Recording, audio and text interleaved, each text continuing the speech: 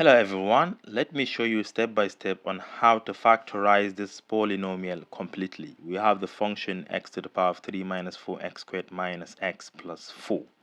I would like to apply a rational root test. And how do we do that? We take the constant term, we divide by the leading coefficient, and the leading coefficient is 1. So this is 4 divided by 1, which is equal to 4. Next, we find the factors of this number 4, which are plus or minus 1, plus or minus 2, plus or minus 4. They are 6 in number altogether. And we're going to substitute these values one after the other in the function. Anyone that gives 0 is said to be a root of that polynomial. And you know how to reverse it back to factor. So let's do that. Let me take the first one, which is 1. If 1 didn't satisfy, we take negative 1. We go to 2, negative 2, 4, negative 4. But once I get 1, I think I am good to go. F of 1, that is when x is equal to 1, we have 1 to the third power minus 4 times 1 to the second power minus 1 plus 4. I have just substituted x's with 1. 1 to the power of 3 is 1. 1 to the power of 2 is 1 times negative 4 is negative 4. We have negative 1 here. We have plus 4 here. Can you see that this and this is 0, this and this is 0, which implies that f of 1 is equal to 0. If f of 1 equal to 0, do you know what it means? It means x equal to 1 is a solution, and 1 here is a root or a 0, which is not a factor. You have to reverse it to x minus 1. So x minus 1 is a factor of this polynomial. And because the degree is 3, we expect to get 3 factors. I think I want to apply synthetic division, which is quite simpler than long division. This is the function. I am going to take the the constant coefficients. You see we have 1 here, we have negative 4, we have negative 1 here, and we have 4. So let's write them down. We have 1, we have negative 4, we have negative 1, and lastly we have 4. Draw your line, something like this. Now, remember, we are going to divide by 1 because 1 has satisfied initially. Remember, 1 gives 0, so we can divide by 1. So first of all, drop this 1 here. This one, drop it immediately. Then take 1 multiplied by 1. That's going to give us 1. Write it down here under negative 4.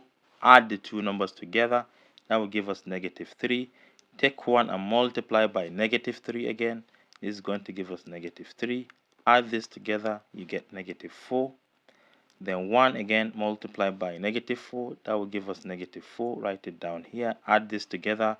You must get 0 provided 1 is a 0. Alright. Now you see these three numbers? We're going to use them to form another expression of degree 1 less than the original one. The original expression is of degree 3. So now we're going to have another polynomial of degree 2. So it is going to be 1 x to the second power because it is going to be 1 less than this. Then you take the second number minus 3x to the first power. You don't have to write it. Then lastly minus 4x to the power of 0, which is 1. So if you observe, you don't need this 1 and you don't need this leading coefficient. So this is the next one. This is the quadratic expression, and you can join it together with the previous one.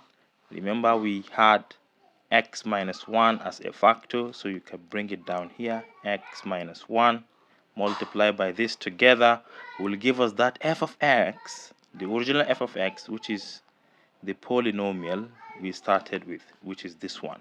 They are exactly the same. Well, let me say they are equivalent. Next, because we want to factorize completely, we have one factor. We can bring out two other factors from this quadratic expression. Think of two numbers you can multiply together to get negative 4 and add to negative 3. The numbers are 1 and negative 4 because 1 times negative 4 is negative 4 and 1 plus minus 4 is minus 3. So this is equal to x minus 1 multiplied by x minus 4 multiplied by x plus 1. So can you see that we have factorized completely? So what if initially we are asked to solve? If you're asked to solve, this is just a bonus. All you have to do is to set this to be equal to 0. Take the factors x minus 1, x minus 4, x plus 1, and set it to be equal to 0 if the question said solve. Or if the question says find the zeros, I meant to say. So you can see that x equal to 1 is a solution, x equal to 4 is a solution, x equal to -1.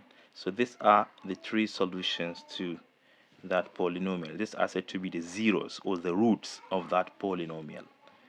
All right, thank you for watching. Do share to your learning colleagues. Bye-bye.